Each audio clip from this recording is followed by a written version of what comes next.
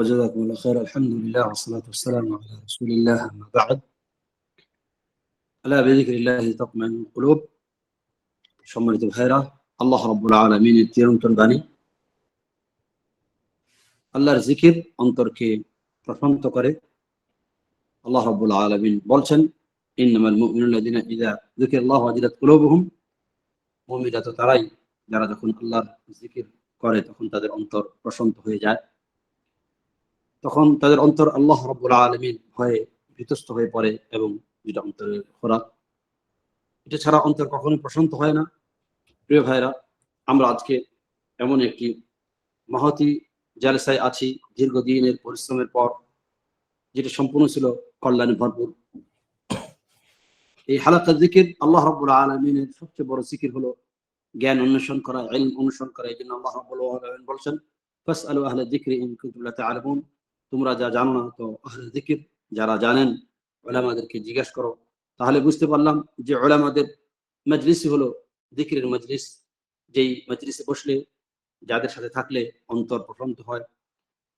তো প্রিয় ভাইরা, এই জন্যই রাসূলুল্লাহ সাল্লাল্লাহু আলাইহি ওয়াসাল্লাম এই শ্রেণীর মানুষদের জন্য অনিষ্ট সংবাদ দিয়েছেন। রাসূলুল্লাহ সাল্লাল্লাহু আলাইহি ওয়াসাল্লাম বলছেন, ওয়ামাজতামা কওমুন ফি বাইতিন মিন বুয়ুতিল্লাহ ইয়াতলুনা কিতাবাল্লাহ ইয়াতাদারাসুনা বাইনাহুম ইল্লা নাযালাত আলাইহিমুস সাকিনাহ ওয়া গাশিয়াতুহুমুর রাহমাহ ওয়া হাফাতুহুমুল মালায়েকা ওয়া যাকারাহুল্লাহু ফি মান ইনদাহ। মানুষরা যখন একটি জায়গায় বসে বসে আমার নামের স্মরণ করে, আমার বিধান জানার চেষ্টা করে, আমার হুকুম আহকাম, আমি যে উদ্দেশ্যে দুনিয়া তৈরি করেছি, যে কারণে আমি মানুষদেরকে দুনিয়াতে পাঠিয়েছি, এটা যখন তারা ভাবার চিন্তা করে, এগুলো বিধান জানার চেষ্টা করে, তাদের ব্যাপারে রাসূলুল্লাহ সাল্লাল্লাহু আলাইহি ওয়াসাল্লাম বলছেন যে তাদেরকে রহমত ঘিরে ফেলে এবং ফেরেশতারা তাদের জন্য দোয়া করতে থাকে। ফেরেশতারা এই মজলিসকে আসমান পর্যন্ত ঘিরে রাখে। আল্লাহ রাব্বুল আলামিনের কাছে আমরা মহতি এই সময় দোয়া করছি যে আল্লাহ রাব্বুল আলামিন আমাদের এই মজলিসকে আসমান এবং জমিনের, আসমান থেকে ফেরেশতা নিচে এসে জমিন থেকে যেন একেবারে আসমান পর্যন্ত আমাদেরকে ঘিরে রাখেন। যদিও আমরা এই মুহূর্তে বিশ্বের বিভিন্ন প্রান্তে, বিভিন্ন দেশে আমরা বসে আছি, আল্লাহ রাব্বুল আলামিন আমাদের এই মহা সৌভাগ্য দান করেছেন। আল্লাহ রাব্বুল আলামিন কবুল করুন। তো প্রিয় ভাইরা, এই জন্য এই মজলিস যখন কেউ দেখবে, তখন উচিত যে এই মজলিসে একটি ক্লিক করে হলেও শরীক হওয়া। কারণ রাসূলুল্লাহ সাল্লাল্লাহু আলাইহি ওয়াসাল্লাম বলেছেন, ইযা মারাতুম বিরিয়াদিল জান্নাতি ফারতাউ। যখন তোমরা জান্নাতের বাগান দুনিয়াতে দেখবে, তখন তোমরা সেখানে যাও, সেখানে একটু ঘুরে আসো। সাহাবীরা জিজ্ঞেস করলো, ইয়া রাসূলুল্লাহ, দুনিয়াতে আবার জান্নাতের বাগান কি? প্রিয় ভাইরা, রাসূলুল্লাহ সাল্লাল্লাহু আলাইহি ওয়াসাল্লাম বললেন যে হালাকা যিকির, যেখানে আমার নাম স্মরণ হয়, যেখানে আমার দ্বীনের চর্চা হয়। প্রিয় ভাইরা, আমরা এই আধুনিক যোগাযোগ ব্যবস্থার মাধ্যমে আজকে এই মহা সৌভাগ্যের অধিকারী হয়েছে। আল্লাহ রাব্বুল আলামিন এই ওসিলাতে, এই এই বাহানাতে আমাদের পিতামাতাকে ক্ষমা করুন, আমাদের সন্তান এবং আমাদের সম্পদের হেফাজত করুন। প্রিয় ভাইরা, আমাদের দুনিয়া এবং আখিরাতে যত কল্যাণ আছে তা আমাদেরকে ঢেলে বলুন আমিন। সম্মানিত ভাইরা, এই যে মজলিস আমরা এমন একটি সময় করলাম যেখানে আপনারা দীর্ঘদিন মেহনত করে, পরিশ্রম করে এই যে আপনারা কিতাবগুলো পড়লেন এবং এরপর প্রতিযোগিতা অংশগ্রহণ করলেন, এবং এই থেকে আপনারা যে উপকৃত হচ্ছেন এবং এই থেকে যে আপনারা জিনিসটা জানতে পারছেন, তা মহান একটা জিনিস। প্রিয় ভাইরা, দারুল হানাবিলা শুধু ছোট্ট একটি নাম না, বরং এদের পরিশ্রম আজকে সবার কাছে স্পষ্ট। তারা, এই ভাইরা কিভাবে মেহনত করে এই প্রোগ্রামকে সেট করেছেন, এই কিতাবকে সম্পাদনা করেছেন, এরপর আপনাদের গৌরদর পর্যন্ত পৌঁছেছেন, এরপর প্রতিযোগিতার ব্যবস্থা করেছেন।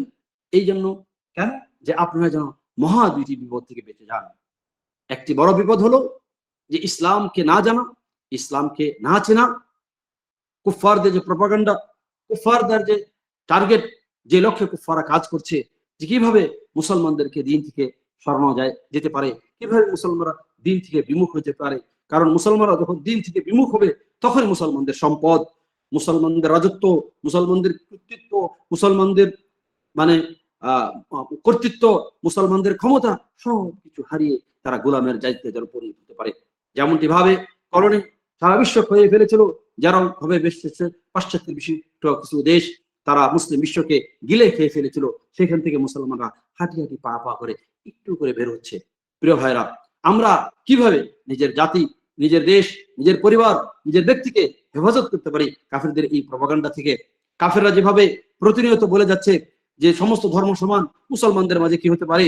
তারা বোঝাচ্ছে যে শরীয়ত এই যুগে অচল, তারা বোঝাচ্ছে যে ইসলাম কোনো বিজ্ঞানসম্মত ধর্ম না, এবং এগুলো আমাদের ইয়াং জেনারেশন যারা 24টি ঘন্টা টিকটক নিয়ে আছে, যারা মোবাইল নিয়ে আছে, যারা ফেসবুক নিয়ে আছে, যারা ইউটিউব নিয়ে আছে, যারা বিভিন্ন রকমের সোশ্যাল মিডিয়া আছে, যেখানে তাদের অহর্নিশি হয়তো এমন কোনো মুহূর্ত নাই যেখানে তারা, কোনো সেকেন্ড নাই যেখানে তারা একজন মুসলমানকে কিভাবে দিন থেকে সরাতে পারে।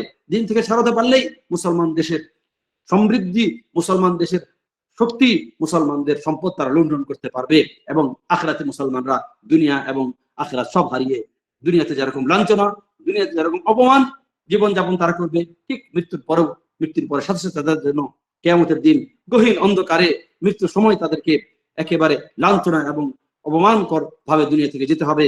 হয়তো দুনিয়াতেও অপমান হবে, এবং মৃত্যুর পরে কবরে এবং এরপর অনন্তকাল পর্যন্ত তাদের শাস্তি পেতে হবে, যেটা শয়তানের সবচেয়ে বড় সফলতা। প্রিয় ভাইরা, এই জন্য আমাদের ভাইরা মেহনত করেছেন যে কিভাবে মানুষদেরকে, কাফেরদের যে বিভিন্ন রকমের পলিসি, বিভিন্ন রকমের ষড়যন্ত্র, যেমন তারা অহর্নিশি বোঝাচ্ছে শিক্ষা ব্যবস্থা হবে তাদের। এই জন্য আমরা ক্লাস 1 থেকে শুরু করে যদি একটা ইসলামিক সাবজেক্ট পর্যন্ত পড়ে আমরা ইউনিভার্সিটি থেকে বের হই, তাহলে কাফেরদের যে দিক নিয়ম আছে, কাফেরদের যে নীতি আছে, কাফেরদের যে সিস্টেম আছে, এখানে আপনাকে বড় হতে হবে।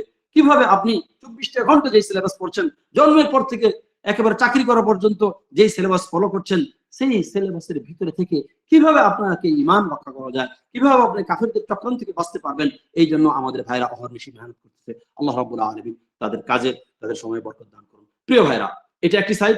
আরেকটি বড় দিক, যারাও ইসলাম বুঝছে, যারাও ইসলামকে হেফাজত করার জন্য, যারাও দেশকে হেফাজত করার জন্য, যারা দেশের সার্বভৌমত্ব, যারা দেশের সম্পদ, যারা দেশের নিরাপত্তা, যারা দেশকে হেফাজতের জন্য কাজ করছে, যারা দিনকে মহব্বত করছে, এই শ্রেণীর মানুষরা আরেকটি সমস্যায় পতিত হয়ে যাচ্ছে। সেটা কি? সেটা ধর্মের নামে অধর্ম, ধর্মের নামে কুসংস্কার, ধর্মের নামে বিভিন্ন রকমের মানুষদের তন্ত্রমন্ত্র, বিভিন্ন রকম মানুষদের নিজস্ব আবিষ্কৃত জিনিস, যেগুলোকে আমরা বিদআ বলে থাকি। বিভিন্ন রকম মানুষদের অনুষ্ঠান, ইসলাম সম্পর্কে ভুল ধারণা, ইবাদত, এই বিদআত আসা, চিন্তা এবং ফিকরে বিদআত তৈরি হয়ে যাওয়া, বিভিন্ন সামাজিক অনুষ্ঠান, বিভিন্ন সামাজিক কৃষ্টি কালচার, যা একটি বিদআতি সমাজকে ঘিরে রাখে। এই উভয়মুখী চাপ মুসলমানরা সহ্য না করতে পারে। একদিকে কাফেরদের আক্রমণ, আরেকদিকে যারা ইসলামের দাওয়াত দিচ্ছে, ইসলামের কথা বলছে, মানুষদেরকে নেককার বানাতে যাচ্ছে, মানুষদের হেদায়েতের জন্য কাজ করছে, এদের মাঝেই গলতি রয়ে গেছে। তো প্রিয় ভাইরা, এই উভয়মুখী কাফেরদের ষড়যন্ত্র এবং অজ্ঞ মুসলমানদের, ইসলামের অজ্ঞ এই লোকদের, যারা ইসলামকে অজ্ঞতার মাধ্যমে নিজেরা ধ্বংস হচ্ছে এবং কে দল্লু অদল্লু এবং অপরকেও ধ্বংস করতেছে। প্রিয় ভাইরা, এই দুটি মহা বিপদ থেকে বাঁচানোর জন্য ভাইরা অহর্নিশে আপনার জন্য কাজ করতেছে।